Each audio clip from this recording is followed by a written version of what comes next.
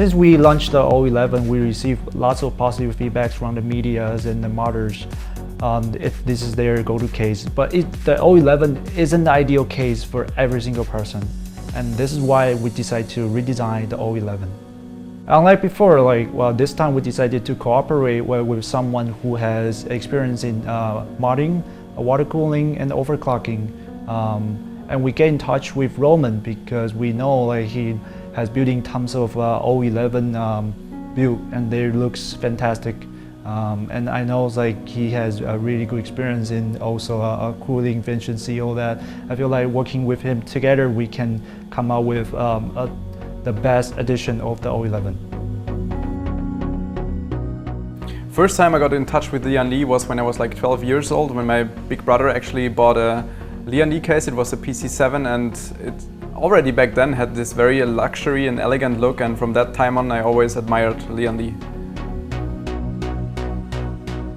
O11 in general is a really nice case, but it's fairly big as well, and especially if you want to use just air cooling inside, it easily looks like the air cooling system is getting lost because you're not using the parts that are mainly made for water cooling.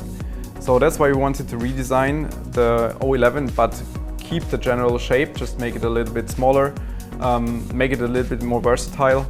That's why we wanted to do the O11 Dynamic, and yeah, for me it's a big honor actually to work with LIAN, especially admiring those cases for such a long time.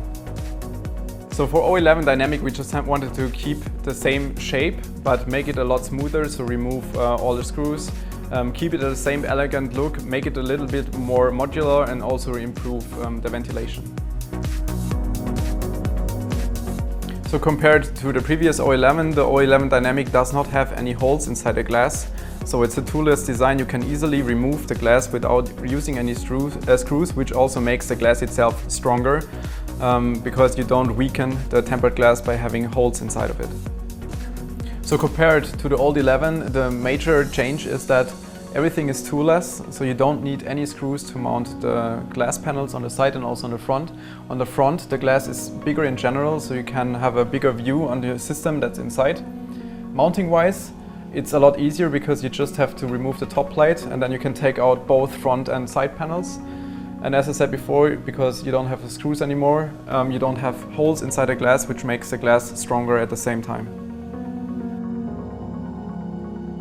So the major change is that this whole area got moved a little bit to the back. So if you want to use an air cooling solution, you will have a better air intake because those fans are actually closer to the back.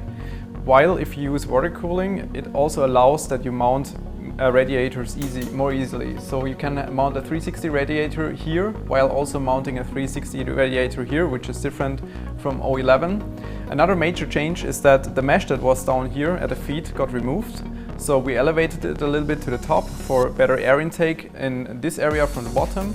Also the space here is bigger, which allows to mount a bigger air cooling unit here if you want to use air cooling, while also having more space in this area if you want to use water cooling, for example, for mounting a pump. The biggest change is now that the mainboard tray is angled, so basically you have those cutouts in front where you can easily run your cables through, like the 8-pin, 6-pin for the VGA on the bottom and 24-pin on top. And even if you're using an extended format factor motherboard like E80X, it's still very easy to move your cables through to the front. And then you have this part here, which basically allows that you can hide all the cables behind it and give it a very clean look. So on the front it's possible to mount two SSDs using those SSD trays that can be mounted on the bottom. If we move over to the back, we have this mounting tray here where we can mount either two SSDs or two hard drives. And then we also have this hard drive cage here where we can also mount two hard drives, and because you can remove this plate on the back, it's very easy to access the hard drives, which you can see here. And in case you don't need the hard drives, you can also completely remove this hard drive cage and replace it with an additional PSU. The O11 Dynamic offers almost endless possibilities for both air and water cooling enthusiasts and could therefore be your new choice for your new dream system.